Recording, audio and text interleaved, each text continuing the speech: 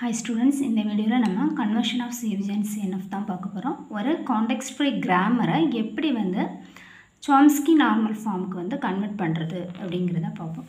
First step ஒரு CFGயை வந்து நம்ம CNFஆக மாற்றணும் அப்படின்னா ஃபஸ்ட்டு அதை வந்து சிம்பிளிஃபைடு CFGயாக மாற்றணும்.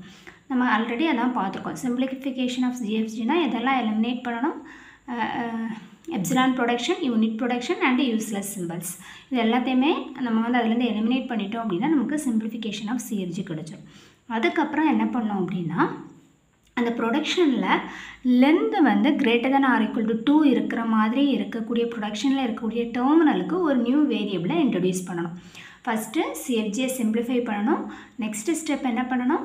ப்ரொடக்ஷனோட லென்த் வந்து greater than or equal to 2ஆக இருக்கிறப்ப அதில் ஏதாவது டெர்மினல்ஸ் இருந்ததுன்னா அந்த டெர்மினல்ஸ்க்கு வந்து ஒரு நியூ வேரியபிளை நம்ம இன்ட்ரடியூஸ் பண்ண வேண்டியது இருக்கும். தேர்ட் ஸ்டெப் வந்து CNFஆக கன்வெர்ட் பண்ணணும். அதுக்கான CNF ஃபார்மெட் வந்து நமக்கு தெரியும். டிஃபரன்ஸில் ஆல்ரெடி பார்த்துருப்போம். CNFனால் எப்படி இருக்கணும்? ஒரு வேரியபிள் ஆரோ மார்க், அதோட ப்ரொடக்ஷன் வந்து 2 வேரியபிள்ஸாக இருக்கணும். இன்னொன்று எது வந்து அக்செப்டபிள் அப்படின்னா variable arrow mark only 1 terminal symbol வந்து அலவுடு. இதான் வந்து CNFோட ஃபார்மெட். இந்த ஃபார்மெட்டுக்கு நம்ம CFG வந்து கன்வெர்ட் பண்ணணும். இதில் அந்த மாதிரி கன்வெர்ட் பண்ணும்போது நமக்கு ஒரு நோட், ஒரு இம்பார்ட்டண்ட் விஷயம் என்ன அப்படின்னா எனக்கு தெரியும் ஒரு வேரியபிள் ஆரோ மார்க் 2 வேரியபிள்ஸ் தான் இருக்கணும். ஒரு வேறு மோர் தென் 2 வேரியபிள்ஸ் இருந்தது அப்படின்னா நான் வந்து ஒரு கேஸ்கேடிங் சிம்பிளை யூஸ் பண்ணி அதை ரீப்ளேஸ் பண்ணுவேன். ஓகேவா? ஸோ எனக்கு வந்து 2 வேரியபிள் தான் அலவுடு இன் CNF ஃபார்மெட்டில். பட் என்னோடய ப்ரொடக்ஷனில் மோர் தென் 2 வேரியபிள்ஸ் இருக்குது அப்படிங்கிறப்ப ஒரு கேஸ்கேடிங் சிம்பிள் வந்து யூஸ் பண்ணி அதை வந்து அதுக்கு பதிலாக நான் யூஸ் பண்ணி அதை ரீப்ளேஸ் பண்ணுவேன். அது எந்த மாதிரி பண்ணணும் அப்படின்னா இப்போ நமக்கு லென்த் ஆஃப் த ப்ரொடக்ஷன்னு K அப்படின்னு நம்ம எடுத்துட்டோம் அப்படின்னா நமக்கு எவ்வளோ கேஸ்கேடிங் சிம்பிள் இங்கே தேவைப்படும் அப்படின்னா K-2 சிம்பிள்ஸ் வந்து தேவைப்படும். ஃபார் எக்ஸாம்பிள் ஒரு வேரியபிள் ஆரோ மார்க் 4 வேரியபிள்ஸ் இருக்குன்னு வைங்க.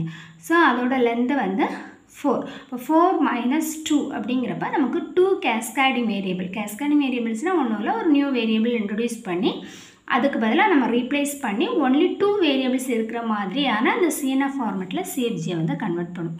சரியா? இதான் வந்து ப்ரொசீஜர். உங்களுக்கு ஒரு எக்ஸாம்பிள் பார்க்கும்போது கிளியராக புரியும். அப்போது எந்த ஒரு CFGயுமே நீங்கள் CNFஆக மாற்றணும் அப்படின்னா ஃபஸ்ட்டு அதை சிம்பிளிஃபை பண்ணணும். சிம்பிளிஃபிகேஷன் ஆஃப் CFG அதில் என்னெல்லாம் வரும்? Elimination of epsilon, unit production and also useless symbols. இது ஏதாவது இருந்ததா ஃபஸ்ட்டு இருக்கான்னு செக் பண்ணிக்கணும். இல்லைனா நம்ம வந்து ப்ரொசீட் பண்ண ஆரம்பிச்சிடலாம். இல்லை இருந்தது அப்படின்னா அதை எலிமினேட் பண்ணிவிட்டு அப்புறமா என்ன சொல்லியிருக்கேன்? மோர் தென் அதாவது அந்த ப்ரொடக்ஷனோட லென்த்து வந்து greater than or equal to 2ஆக இருந்து அதில் ஒரு டெர்மினல் இருந்தால் அந்த டெர்மினலை ஒரு வேரியபிள் யூஸ் பண்ணி நியூ வேரியபிள் யூஸ் பண்ணி அதை ரீப்ளேஸ் பண்ணுவோம். அப்புறம் CNF ஃபார்மெட் என்ன அப்படிங்கிறத பார்த்துட்டு நமக்கு இப்போ ஃபைனலாக கிடச்சிருக்கக்கூடிய ப்ரொடக்ஷனை அந்த ஃபார்மெட்டுக்கு மாற்றணும். அதுக்கு நமக்கு வந்து கேஸ்கேடிங் சிம்பிள்ஸ் வந்து தேவைப்படும். என்னன்னு சொல்லி எக்ஸாம்பிளில் வந்து பார்க்கலாம். ஸோ நமக்கு இதான் வந்து ஒரு CFG வந்து கொடுத்துருக்காங்க. இந்த CFGயை நம்ம எப்படி மாற்றணும்? CNF ஃபார்மெட்டில் வந்து மாற்றப்பட போகிறோம். சரி, இந்த CFGயை நம்ம CNFஆக வந்து கன்வெர்ட் பண்ண போகிறோம். ஃபஸ்ட்டு நம்ம என்ன பண்ணணும்? ஃபஸ்ட்டு ஸ்டெப் வந்து simplification of CFG. Okay, so simplification of CFGயில் ஃபஸ்ட்டு நம்ம என்ன பார்க்க போகிறோம் அப்படின்னா elimination of epsilon production.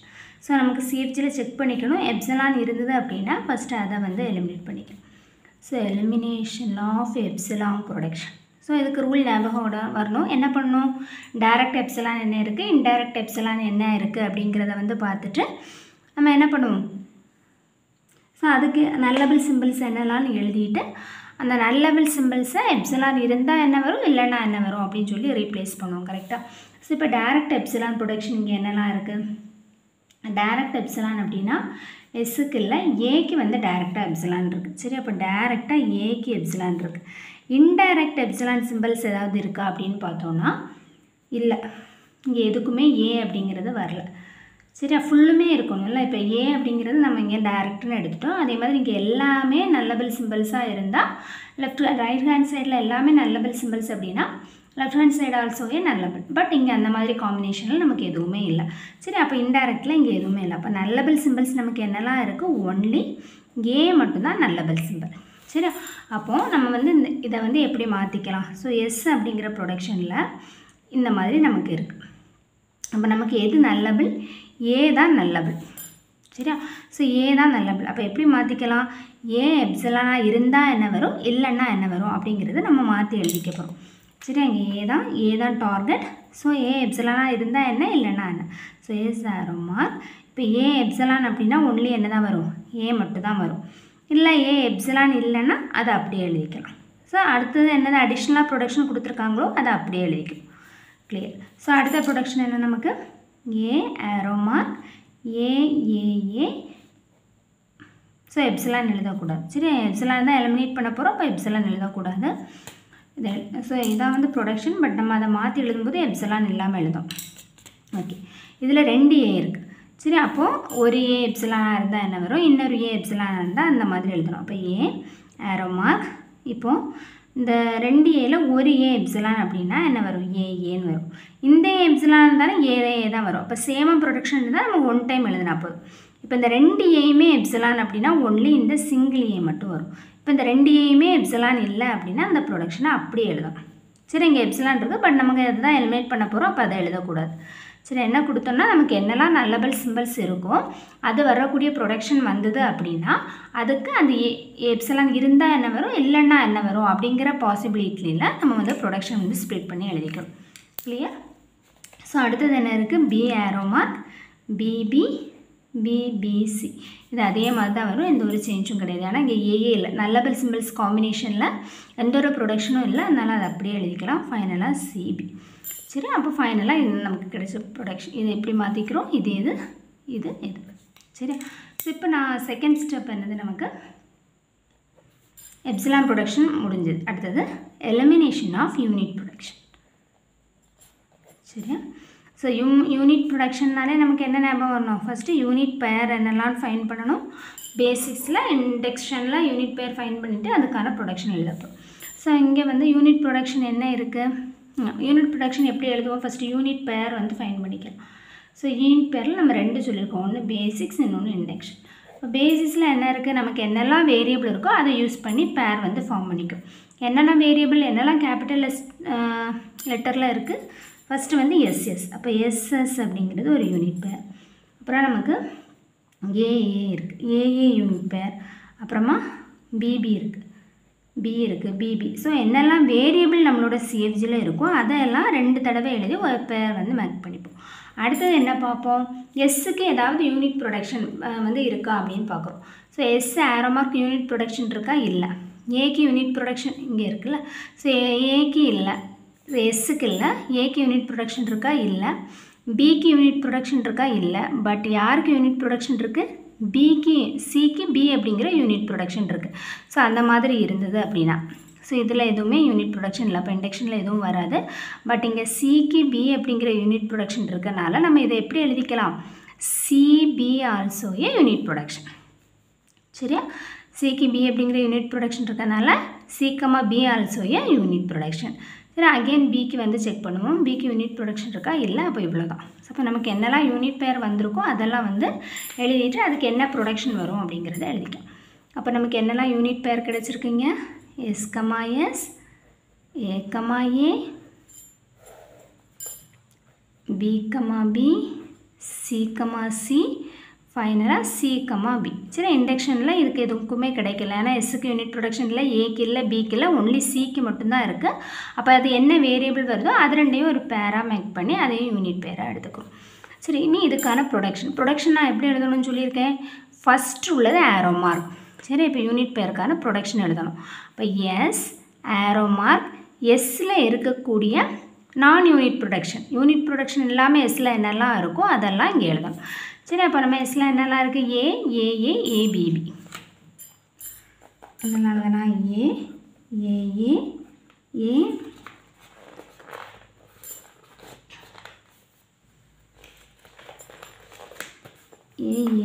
ABP இருக்குது. அப்புறம் ஏக்கு ஏ ஆரோ மார்க், ஏல இருக்கக்கூடிய நான் யூனியன் ப்ரொடக்ஷன் என்ன இருக்குது, எல்லாமே நான் யூனியன் தான். அப்போ எல்லாமே எழுதிக்கலாம். ஏ ஆரோ மார்க் ஏஏ ஏ. சரி, அடுத்து பி ஆரோ மார்க், பியோட நான் யூனியன் ப்ரொடக்ஷன். பிக்கும் எல்லாமே நான் யூனியன் தான், BBC. So C arrow mark, சியோட நான் யூனியன் ப்ரொடக்ஷன். சிக்கு நான் யூனியன் ப்ரொடக்ஷன் இல்லை, அப்போ இதை எழுதக்கூடாது.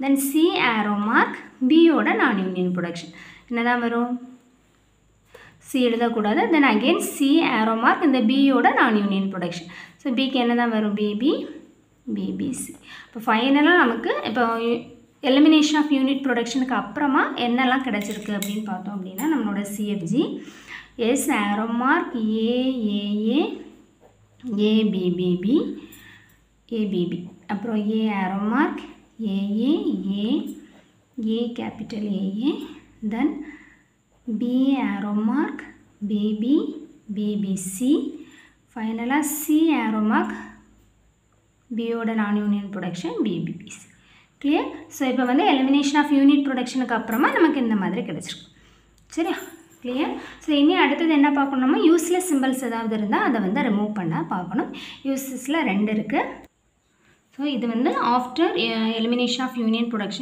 ப்ரொடக்ஷனுக்கு அப்புறமா இப்படி கிடச்சிருக்கு இன்னும் அடுத்தது என்ன பண்ணுறோம் அப்படின்னா elimination of useless elimination of useless symbols so useless சிம்பிள்ஸில் நமக்கு 2 இருக்குது ஒன்று வந்து என்ன அப்படின்னா நான் ஜென்ரேட்டிங் சிம்பிள்ஸை வந்து எலிமினேட் பண்ணுறது another one is non reachable symbol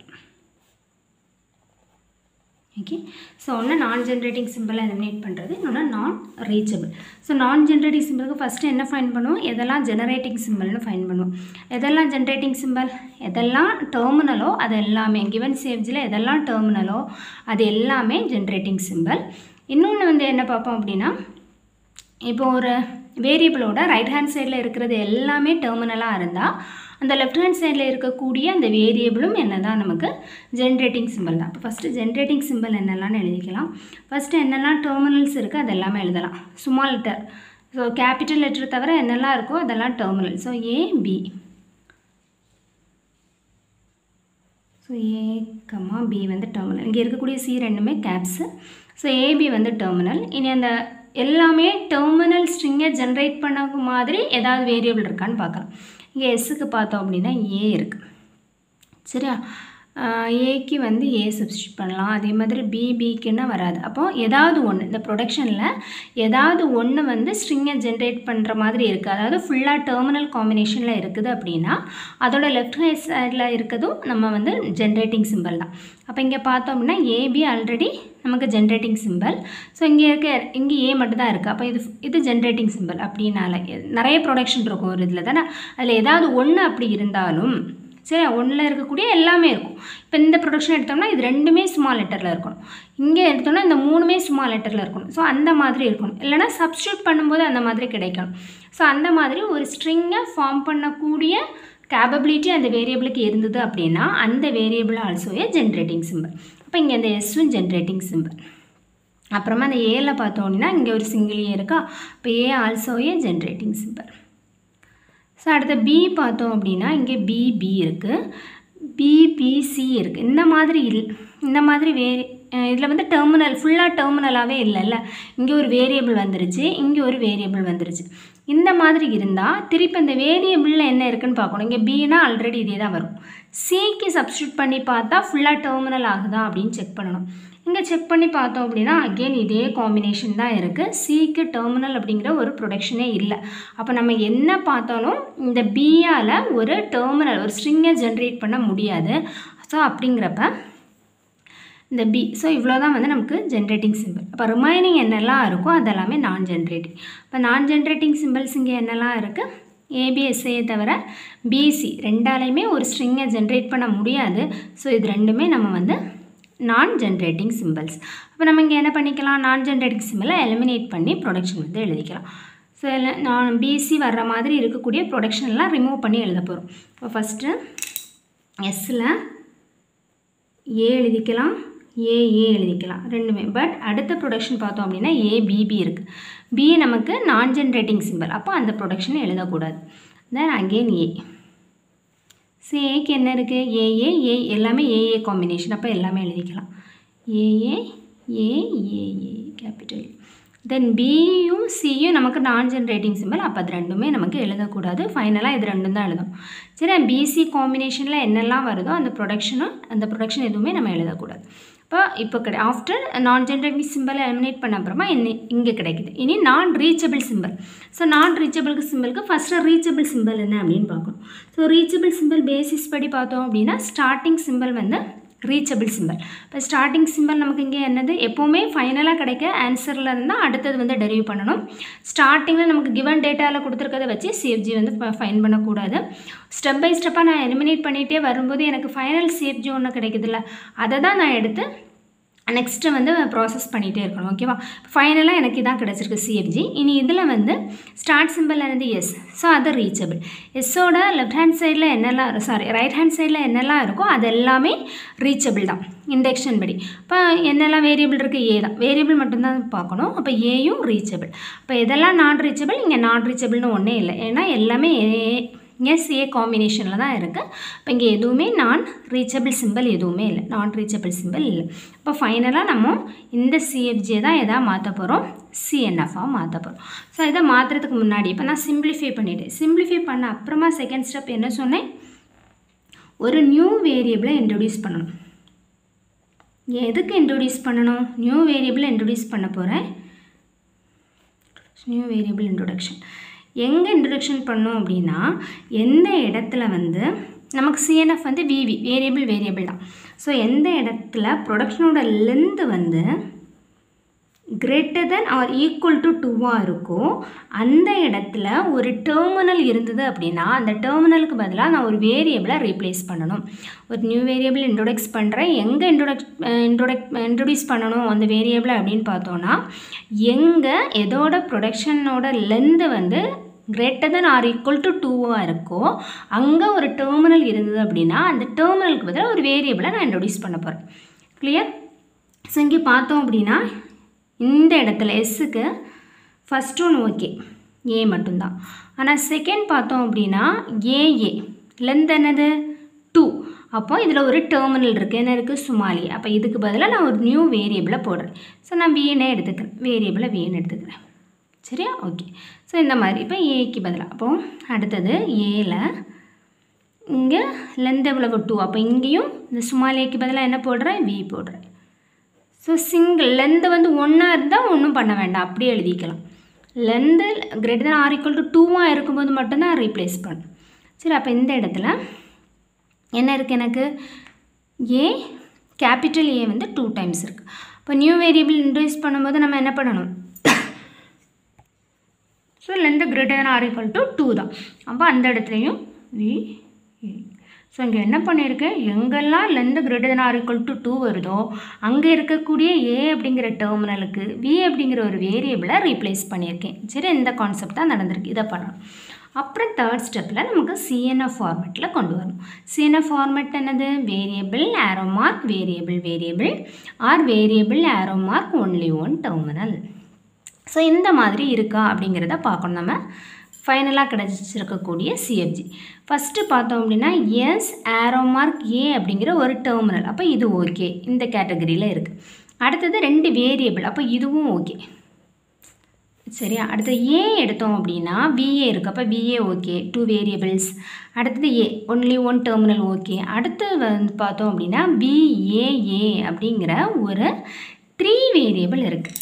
so இந்த மாதிரி இருக்கும்போது 3 வேரியபிள் இருக்குது, மோர் தென் 2 வேரியபிள். இங்கே தான் அந்த நோட் நம்ம சொன்னோம்ல. ஸோ மோர் தென் 2 வேரியபிள் இருந்தால் எனக்கு அது சிஎன்எஃப் ஃபார்மேட் கிடையாது. அப்போ அது சிஎன்எஃப் ஃபார்மேட்டுக்கு மாற்றணும் அப்படின்னா ஒரு கேஸ்கேடிங் சிம்பிள் தேவைப்படும். அப்போ ப்ரொடக்ஷனோட லென்த்து 3 இருந்தது அப்படின்னா எத்தனை கேஸ்கேடிங் சிம்பிள் வேணும்? K minus 2. இது k equal to 3. அப்போ k minus 2, 3 minus 2 means ஒரே ஒரு கேஸ்கேடிங் சிம்பிள் நான் ஆட் பண்ண போகிறேன். ஸோ இதை எப்படி நான் ரீப்ளேஸ் பண்ணுறேன்? ஏ ஆரோ மார்க் விஏ எது சேஞ்சும் பண்ண வேண்டாம், ஏ எதுவும் பண்ண வேண்டாம், வி. இந்த டபுள் ஏக்கு பதிலாக C1 அப்படிங்கிற ஒரு கேஸ்கேடிங் சிம்பிளை நான் ஆட் பண்ணுறேன். அப்புறம் அந்த C1 எதை ரெப்ரசன்ட் பண்ணுது அப்படிங்கிறதையும் நான் எழுதணும். இப்போ C1 எதை ரீப்ளேஸ் பண்ணுது? ஏஏயை ரெப்ரசன்ட் பண்ணுது. இப்போ நமக்கு ஃபைனலாக கிடைச்சிருக்கக்கூடிய ப்ரொடக்ஷன் என்னதுலாம்? இது ஒரு ப்ரொடக்ஷன், இதாக கன்வெர்ட் பண்ணியிருக்கோம். இது ஒரு ப்ரொடக்ஷன். இப்போ இதில் எல்லாமே சிஎன்எஃப் ஃபார்மேட்டில் இருக்கா? Variable arrow mark only one terminal, variable arrow mark 2 terminal. Correct. இதை எப்படி ரீப்ளேஸ் பண்ணியிருக்கேன்? Variable arrow mark 2 variable, variable arrow mark only one terminal, variable arrow mark 2 variable. ஓகேவா? Then again variable arrow mark 2 variable. சரியா? So இந்த மாதிரி நமக்கு ஃபைனலாக கிடச்சிருக்கக்கூடிய அந்த சிஎஃப்ஜியை நம்ம சிஎன்எஃபாக மாற்றுறதுக்கு ஏதாவது வேரியபிள் தேவை அப்படின்னா அதை போட்டுட்டு அதை ரீப்ளேஸ் பண்ணலாம். அதை தான் நம்ம வந்து கேஸ்கேடிங் சிம்பிள் அப்படின்னு சொல்கிறோம். சரியா? அதை தான் கேஸ்கேடிங் சிம்பிள்ஸ்ன்னு சொல்கிறோம். வேறு பெரிய வித்தியாசம் ஒன்றும் கிடையாது. சரியா? ஒருவேளை இந்த இடத்துல நமக்கு வந்து இப்போ 4 இருக்குன்னு வைங்க, VAAB இந்த மாதிரி இருந்ததுன்னா நமக்கு இப்போ ப்ரொடக்ஷனில் என்னது K = 4. அப்போ எவ்வளோ கேஸ்கேடிங் சிம்பிள் வரணும் தேவைப்படும்? K - 2 தென் 4 - 2 = 2. அப்போ எப்படி பிரிக்கலாம்? இது ரெண்டையும் ஒன்றா பிரிப்போம், இது ரெண்டையும் ஒன்றா பிரிப்போம். கரெக்டாக? அப்போ எப்படி போடலாம்? C1 C2. அப்போ 2 கேஸ்கேடிங் சிம்பிள்ஸ் இங்கே நமக்கு தேவைப்படுது. அப்போது A எப்படி ரீப்ளேஸ் பண்ணலாம்? C1 C2 2 வேரியபிள்ஸ் தானே. ஸோ அந்த ஃபார்மெட்டை வயலேட் பண்ணலாம். தென் C1 எதுக்கு பதிலாக எழுதியிருக்கோம்? VA. CA VA ரெப்ரசன்ட் பண்ணுது. C2 யாரை ரெப்ரசன்ட் பண்ணுறாங்க? ABயை ரெப்ரசன்ட் பண்ணுறாங்க. ஸோ இங்கே ரெண்டுமே வேரியபிளா? ஸோ இந்த மாதிரி நம்ம வந்து எழுதிக்கிறோம். சரியா? ஸோ இதான் ஒரு சிஎஃப்ஜியை சிஎன்எஃபாக மாற்றணும் அப்படின்னா ஃபஸ்ட்டு சிம்பிளிஃபை பண்ணணும். அதுக்கப்புறமா சிம்பிளிஃபை பண்ண அப்புறமா கிடைக்கக்கூடிய ப்ரொடக்ஷனோட length greater than or equal to 2 இருந்தால் அதில் ஒரு டெர்மினல் இருந்தால் அந்த டெர்மினலை ஒரு வேரியபிள் யூஸ் பண்ணி ரீப்ளேஸ் பண்ணணும். அதுக்கப்புறமா சிஎன்எஃப் ஃபார்மேட்டில் அதை மாற்றணும்.